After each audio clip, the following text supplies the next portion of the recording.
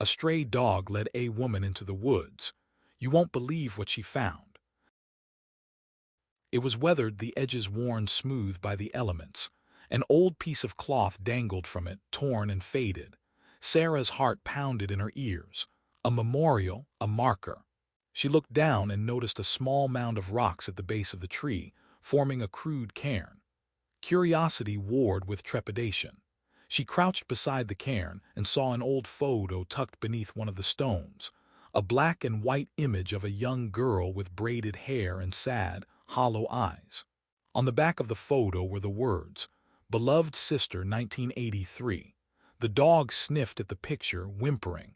Tears stung Sarah's eyes. Had the abductor done this? Or was it something else, an unrelated tragedy long forgotten by time? Darkness pressed closer. The dog tensed, ears perking as though it heard something. In the distance, a branch snapped. Fear seized Sarah's throat and she stood, heart thudding. She swept her flashlight across the trees but saw only shifting shadows.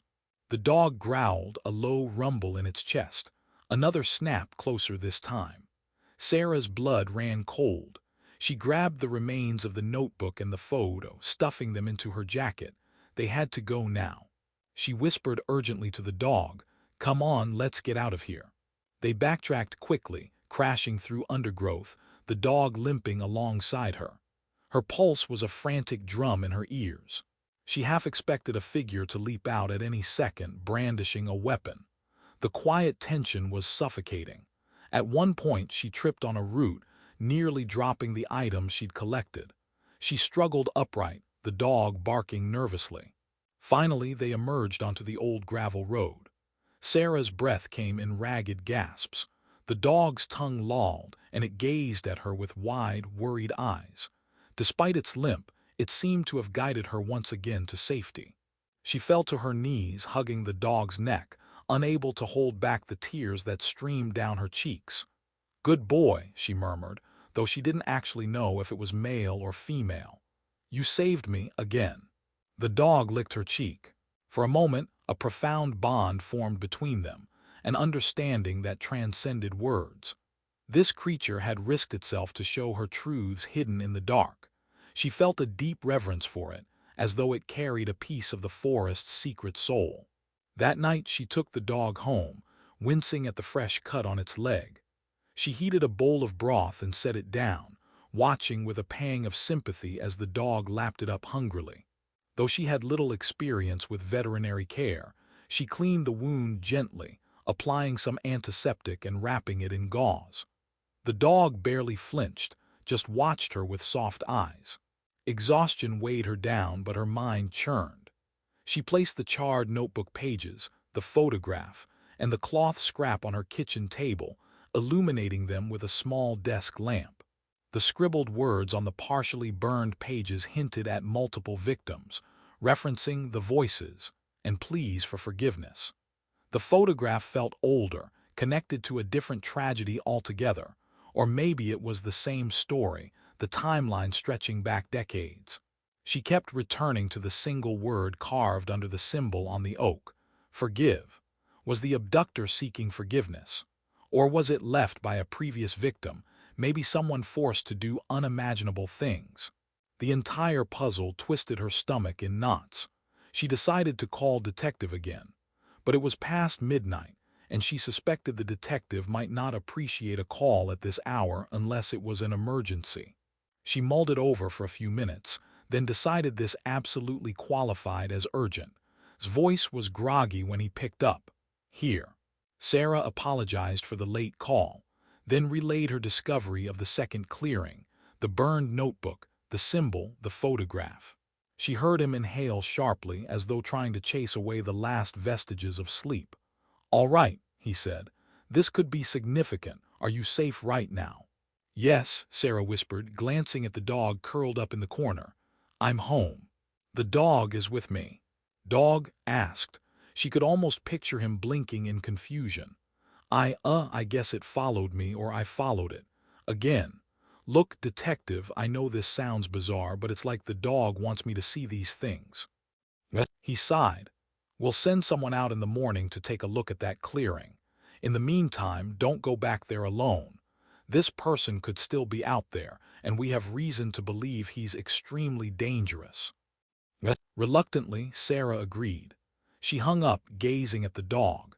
Its dark eyes were half closed, but it seemed to watch her every move. She felt strangely comforted by its presence, as if it were more a guardian than a stray. Fatigue eventually overpowered her, and she fell into a restless sleep on the living room couch, a blanket draped over her legs. The dog slept at her feet, occasionally twitching as though dreaming of the forest. In the morning, she woke to find the dog gone. Panic jolted her upright. She checked the front door, unlocked. She must have forgotten to secure it in her exhaustion. Heart pounding, she raced outside, calling for the dog. But the street was quiet, lined with parked cars and silent houses. There was no sign of her companion. Loss and worry merged into one heavy knot in her chest. She only had a moment to dwell on it, though, because her phone chimed. Detective was letting her know he and a team were about to head into the woods. He asked her to meet them near the clearing. She could show them exactly where she found the burned notebook. Despite her fear, Sarah agreed. She arrived at the forest edge just as a small group of officers did. Their flashlights cut through the morning gloom. The sun's rays had yet to fully penetrate the thick canopy overhead. She guided them along the path the dog had led her.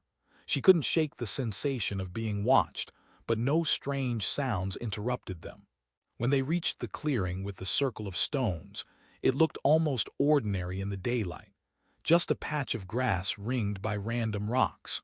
But the charred earth in the center was clear evidence a fire had been lit not long ago. One of the officers crouched, sifting through the ash carefully. Detective inspected the oak with the carved symbol. His expression darkened when he read the word forgive. They continued on to the small wooden cross. The cairn was still there, but the photograph was missing. Sarah's heart lurched. Had she taken it with her last night? She rummaged in her jacket pocket. Yes, she still had it good. She showed it to who carefully it for evidence. The entire scene left the detective grim-faced. Whoever left this has been trying to cover their tracks. That fire was meant to destroy something. Sarah nodded, voice low. I feel like we're chasing ghosts. He didn't disagree. They spent another hour combing the area, collecting what evidence they could. The immediate plan, explained, was to cross-reference the photo with missing persons reports from decades prior. Perhaps there was a chance that, if they identified the girl or her sister, they might discover a link. Sarah's life turned into a strange routine after that. Nights plagued by nightmares, days spent trying to carry on as usual at the library. She visited the unidentified woman at the hospital once she was stable enough for visitors. The sight of her, frail, haunted, nearly broke Sarah's heart. The woman managed a hoarse thank you. She still remembered little about her captivity or even her own name. The hospital staff suspected extreme trauma-induced amnesia, which might ease over time. Questions swarmed Sarah's mind with no easy answers. Every time she closed her eyes, she saw glimpses of the basement, the tortured drawings, the circle of stones, the single word carved into the oak: forgive. Why would anyone carve that word, then commit such cruelty? Perhaps it was a twisted confession or a mocking gesture. In the days that followed, a heavy tension settled over Falls. The local news outlets ran sensational headlines. Woodland prison discovered. Mysterious hero librarian aids in rescue. Residents were startled, many gossiping in hushed voices about the local legends. People claimed to see shadowy figures lurking at the tree line, while others insisted they heard unearthly howls at night. The sense of paranoia grew, and as the detectives' investigation expanded, more details seeped into the rumor mill, stories about other missing persons in nearby counties. All the while, Sarah felt the dog's absence keenly. She found herself scanning the streets, calling out whenever she passed the forest. But it was as though the animal had vanished. She told herself that maybe it was safe somewhere, or perhaps it had found a new place to call home. Yet a part of her believed the dog would reappear when the time was right, when another secret demanded unearthing. That time came one stormy evening, about a week after the rescue. Rain hammered the rooftops, thunder rattled windows, and lightning illuminated the sky in blinding bursts. Sarah was alone in the library, locking up after a late shift. The power had flickered once or twice, casting ominous shadows across the rows of books. She pulled on her raincoat, bracing herself for a soggy walk back to her apartment. Stepping outside, she found the night consumed by the roar of rain, the wind whipping her hair. She fiddled with her umbrella, cursing under her breath, when suddenly a flash of lightning revealed a shape across the street. She froze, heart pounding. It was the dog standing on the sidewalk, soaked to the bone, staring straight at her. Her initial thrill at seeing the dog again crashed into worry. Why had it chosen now, in the middle of this storm, to appear? Another bolt of lightning tore across the sky, and in that moment the dog turned and limped away at a brisk pace. Sarah found herself following, umbrella forgotten. The torrential rain drenched her in seconds, water streaming down her face and into her eyes. The dog cut through the small downtown streets, weaving between buildings until they reached an older, deserted neighborhood on the edge of Falls. Abandoned houses lined the road, their windows boarded up. Each flash of lightning cast sinister silhouettes on the walls. Sarah's shoes squelched in the puddles as she tried to keep the dog in sight. Finally, it paused in front of a dilapidated house with broken windows and a sagging porch, a place that looked eerily similar to the cabin in the woods, yet this was in the middle of town. The dog barked short and urgent. Sarah hesitated. Was this another lair, another secret prison? Her pulse hammered like a war drum, but she was done ignoring these signs. She would see this through. Lightning illuminated the front door, which hung ajar, revealing darkness within. Sarah stepped onto the porch, the wood spongy under her feet. She called the police instinctively, pressing her phone to her ear. The line crackled with static, and she realized the storm had disrupted the signal. She couldn't get through. She tried texting detective, but the message wouldn't send. Stepping inside, she heard the dog's nails clicking on the floor as it walked deeper into the house. The air was musty, carrying the scent of mildew. She could barely see, so she turned on her phone's flashlight. The narrow beam revealed peeling wallpaper, broken furniture, and scattered debris. Rain drummed on the roof with deafening force. "Is anyone here?" Sarah called, her voice trembling. Only the echo of her own words came back. The dog whined from a doorway at the end of the hall. She approached cautiously, shining the light into what might have once been a living room. The floor was littered with empty bottles, crumpled newspapers, and a few rotting boards. Another flash of lightning illuminated something that made Sarah's breath catch. Tacked to the wall were photographs, dozens of them, maybe more. All of them featured unsuspecting people around Falls. Some were candid shots. A man entering a grocery store, a woman sitting on a bench, children playing in a park. Others were close-ups, the subject staring at the camera with unknowing eyes. Her stomach twisted when she recognized a face. The very woman she had rescued. Another photo showed the dog from behind, rummaging through trash. She scanned the wall frantically, feeling like she was gazing at a murderer's obsession board. Then she froze. There among the collage was a picture of herself. It was slightly blurred, but it was unmistakably Sarah leaving the library. A wave of terror and revulsion surged through her. Who took these? Why? She noticed scribbled notes beneath some of the photos. The note under her picture read, "She's seen the woods. She took her out." Another note next to the rescued woman's photo read, "Failed experiment." Suddenly, the house felt alive with malevolence. She wanted to flee, but she also sensed there was something more, something she needed to find.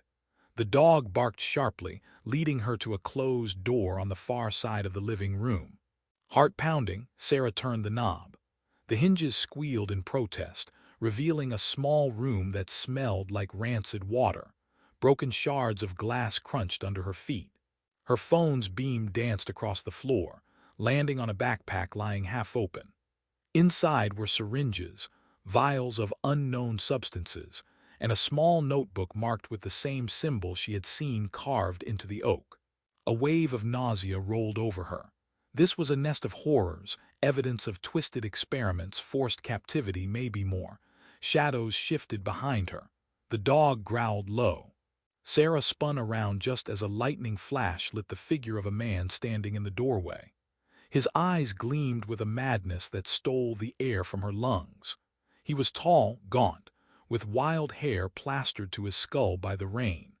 A ragged scar crossed his cheek. He wore tattered clothes, and in his hand he clutched a long knife. Bile rose in Sarah's throat. This was the abductor. She could feel it. Every instinct screamed at her to run, but fear rooted her to the spot. The dog stepped forward, snarling, protecting her. The man let out a laugh that grated like broken glass. "You," he hissed. "You took her from me. She wasn't ready. We still had work to do." Sarah's pulse thundered. She glanced at the dog, at the narrow chance of escape. Could she outrun him in this cramped space? He raised the knife, pointing it at her. "And you've been snooping around with that filthy mutt. You ruined everything." Lightning flickered and the dog lunged, teeth bared. The man slashed wildly with the knife, connecting with the dog's shoulder. A yelp tore through the air. Sarah screamed. She grabbed an old broom handle leaning against the wall, adrenaline surging, and swung it with all her might. It struck his arm, causing him to drop the knife with a clatter. He lunged for her, rage twisting his features. They collided in a tangle of limbs, crashing into a wall of photos. Polaroids scattered like dead leaves. She fought wildly, clawing at his face, anything to break free. He was stronger than she expected, his grip bruising her wrists as he tried to pin her down. Out of nowhere, the dog slammed its body against him, jaws snapping at his leg. He howled in pain, staggering backward. Gasping for breath, Sarah crawled toward the knife on the floor, but he recovered too quickly. His foot connected with her ribs in a vicious kick, sending her sprawling onto broken glass. White-hot agony shot through her body. "You don't understand," he spat, grabbing her hair to yank her upright. "I was saving them, preparing them for what's coming. The forest wants its offerings, but you." She never heard the rest of his words. The dog came at him again, aiming for his throat this time. He turned, and they fell together in a snarling, shrieking tangle. Sarah seized her chance, staggering to her feet, adrenaline drowning out the pain in her ribs. She scooped up the knife, determination blazing in her eyes. The man managed to throw the dog off him, raising a chunk of wood as a makeshift weapon. But Sarah lunged, driving the knife toward him. She wasn't even sure where she aimed. Her entire body shook with desperation. He twisted aside and the blade found his shoulder. He roared in pain, dropping the wood. Lightning flashed again, revealing the twisted hatred on his face. He clutched at the wound, blood staining his shirt. "You think you can stop me?" he hissed, voice thick with madness. But the dog was up again, launching a final assault. Its jaws closed around his forearm with a vicious snap. He howled. Sarah, tears streaming down her cheeks, wrested the wood from his weakened grip and struck him hard over the head. His eyes rolled back and he collapsed onto the floor, unconscious. For several seconds, Sarah couldn't move, her breath ripping from her lungs in jagged sobs. The dog whimpered, limping badly, blood matting its fur. Sarah dropped to her knees beside it, her hand trembling as she pressed her phone to call 911. This time, by some miracle, she caught a signal. She stammered out the address, her voice strained and frantic. Tremors racked her body as she waited for sirens, occasionally glancing at the man's inert form. She pressed her hand against the dog's bleeding shoulder, trying to staunch the flow of blood. Lightning flickered in the broken windows, illuminating a scene of chaos. The fallen photos, the battered furniture, the gnawing stench of fear. When the police finally arrived, detective among them, they found Sarah huddled over the dog, tears mingling with the rain. The abductor was still unconscious. The dog's eyes fluttered, and Sarah begged the medics to help it. An animal control officer arrived as well, and the next moments were a blur of stretchers, flashing lights, and urgent voices. In the aftermath, the man was arrested, identified by half a dozen aliases. The full extent of his crimes would take time to uncover, but there was no doubt he was behind multiple disappearances, including the woman Sarah rescued, and perhaps many more. His ramblings alluded to some twisted belief system involving the forest, an obsession with forgiveness for unspeakable deeds. The dog's injuries were serious, but not fatal. At the local vet clinic, Sarah hovered anxiously until the veterinarian assured her that, with proper care, the dog would recover. Relieved beyond words, she offered to foster or adopt the dog. She couldn't bear to lose the companion that had saved her life, and the lives of others. When she finally returned to the hospital to check on the rescued woman, she told her that the nightmare was over. The man had been caught. Tears coursed down the woman's cheeks. Though she still remembered little of her ordeal, her trembling relief spoke volumes. Over time, she would heal, and maybe her memories would resurface to fill the missing pieces. Within a week, a local rescue group helped Sarah officially adopt the dog. She named it Orion, after the constellation that guided her through the darkest nights. As Orion convalesced in her cozy apartment, she often found him gazing out the window, ears perked at the slightest rustle. She wondered if he still sensed the forest calling, if some part of him belonged to that eerie realm of secrets and shadows. Days turned to weeks. Detective kept Sarah updated on the ongoing investigation. The forgive symbol had appeared in multiple older, unsolved cases, hinting at a long trail of misery. The police discovered the remains of at least 2 other victims in shallow graves near the old cabin. Their identities were still being determined. It seemed the abductor had been operating for decades, switching lairs between the woods and abandoned houses, leaving cryptic evidence in his wake. One crisp afternoon, Sarah sat on her living room floor, Orion curled at her side, gently wagging his tail. She flipped through news articles about the case, each one more sensational than the last. Despite the gruesome reality, there was a silver lining. The survivor she rescued was improving every day. She would soon be moved to continue her recovery. In the quiet of that moment, Sarah felt an overwhelming gratitude for Orion, for the improbable chain of events that led her to save a life, and for the second chance to face her own hidden strength. She thought of the circle of stones, the haunted sketches, the trapdoor in the cabin. Each memory was a piece of a puzzle that was finally being solved, bringing closure to tragedies once buried by time. One evening, after the dust had mostly settled, Sarah decided to revisit the library's archives. Her curiosity about the cross in the woods, the old photograph labeled Beloved Sister, 1983, lingered in her mind. If it was connected to the abductor's story, maybe she could find some record. She pored over microfiche reels, scanning ancient newspaper clippings. Most were mundane local news, but finally she struck upon an article titled "Local Girl Vanishes, Foul Play Suspected." The date read 1983. The article described a 10-year-old girl who disappeared while playing near the woods outside Falls. Her name was Price. The photograph accompanying the article, though grainy, matched the photo Sarah found. The text mentioned a grieving older sister who refused to give up the search. Reading on, Sarah discovered that Price also vanished under mysterious circumstances the following year. Authorities had no leads, no closure. It was another cold case. Sarah sat back, heart heavy. Could the cross in the woods have been erected by or vice versa? Maybe the abductor lured one or both into his clutches. She would pass this information along to Detective. He might confirm if or's remains were among those discovered. It was a wrenching notion, but at least the truth might finally come to light, even if decades too late. The story of Fall's darkest secret spread far beyond the small town. Journalists from across the state descended, turning local horrors into sensational headlines. But amid the frenzy, an undercurrent of relief grew. People who had lost loved ones to unexplained disappearances finally had a chance at answers, and the monstrous perpetrator was behind bars. Through it all, Sarah found solace in Orion's companionship. He was healing well, his limp barely noticeable, the fur on his shoulder regrowing over a patch of scar tissue. Some nights she would wake from nightmares, heart pounding, only to find him watching over her, his gentle eyes steady and comforting. In a moment of introspection, Sarah realized that, in some odd way, the dog had saved her twice over.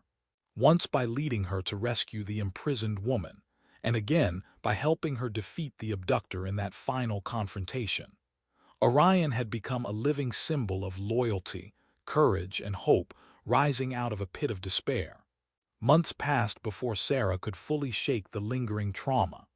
The library became her sanctuary again, a place where she sought refuge in stories, losing herself in ancient myths and heroic epics. She found strength in the parallels. Like the mythical hound that guarded sacred groves, Orion had guarded her through the darkest night. On a cool summer evening nearly half a year later, Sarah decided to revisit that old gravel road leading into the forest. She wanted to lay flowers at the site of the cabin, as a gesture of respect for the unknown souls who had suffered there. She also wanted closure for herself. Detective had assured her the cabin was now a sealed crime scene, but she was allowed to visit under supervision. Holding a bouquet of wildflowers, she walked into the woods, Orion at her side. The air was warm, alive with birdsong. Sunlight dappled the forest floor, softening the edges of memory. When they arrived at the cabin, the wooden walls still looked as decayed as ever. Yellow police tape flapped in the breeze, a stark reminder of human cruelty overshadowing nature's beauty. Sarah placed the flowers near the old porch. She closed her eyes, whispering a silent prayer for the victims, for the nameless souls who might have breathed their last here. Orion pressed against her leg, as though sensing her sadness. A gentle breeze stirred the leaves, carrying the faint scent of pine and damp earth. The sky overhead was a stunning expanse of blue, the sunlight filtering through the canopy to illuminate the clearing. In that moment, a surge of emotion rose within Sarah, grief, relief, gratitude, and a deep sense of purpose. She thought of the word carved into the oak, forgive. Could she ever forgive the evil this man had unleashed? Probably not. But maybe the forest wasn't asking her to forgive him. Maybe it was calling for something else, a forgiveness of fate, of chance, even of herself for the choices and regrets she carried. She turned to Orion, whose eyes sparkled with that uncanny warmth. He had once been a stray dog, a silent messenger leading her to discover unimaginable horrors. Yet he also led her to save a life. Perhaps the greatest mysteries of the forest and beyond are woven by invisible threads of compassion and courage, and sometimes a dog's steadfast loyalty. Sarah left the clearing, leaving behind those flowers as a quiet memorial. Orion padded alongside her, tail wagging gently. She felt the heaviness in her chest begin to lighten. Though the scars remained, both on Orion's body and her own soul, she believed they were forging a new chapter, one defined not by terror, but by hope and resilience. In the months and years that followed, the legend of the stray dog that led a woman into the woods spread through Falls, eventually becoming something of a local folklore. People would point to Sarah and Orion, weaving tales that grew in the telling, some claiming the dog was a guardian spirit, others that it was the embodiment of a victim's lost soul. Sarah would laugh it off, though she couldn't deny that Orion's presence sometimes felt otherworldly. The rescued woman gradually regained her memory, eventually reclaiming her name. She against the abductor, her voice trembling but resolute, helping to ensure he would remain behind bars for the rest of his life. With therapy and the support of caring professionals, carved out a new life, moving across the country to start fresh. She and Sarah stayed in touch, bonded by an experience too profound to forget. Meanwhile, Sarah found meaning in every day, cherishing the ordinary moments she once took for granted. The library, with its shelves of stories, became a testament to the power of knowledge and empathy, reminders that darkness can be confronted with light, and cruelty can be overshadowed by compassion. She often ran her fingers over the faint scars on her palms, remembering how she first stumbled in the woods, how she nearly turned back. One day, as she sat on a park bench with Orion, flipping through an old scrapbook of clippings about the case, she felt a gentle nudge against her arm. Orion was watching her with soulful eyes as though asking if she was finally at peace. She stroked his fur, smiling. "I think I am," she whispered. The memory of that dog limp-running through the twilight, leading her to an unimaginable discovery, still resonated in her heart. Because of that single choice to follow, an entire hidden world was exposed, a life was saved, and a monster was stopped. She realized it was more than coincidence or curiosity. Sometimes, destiny arrives in the form of a stray dog at dusk, beckoning you into the unknown. And so, every evening, when shadows stretched long across falls and the hush of the forest whispered ancient secrets through the wind, Sarah felt a gentle warmth. It was the glow of possibility, of the good that could arise even in the darkest places, of second chances and quiet acts of courage that reverberate across countless lives.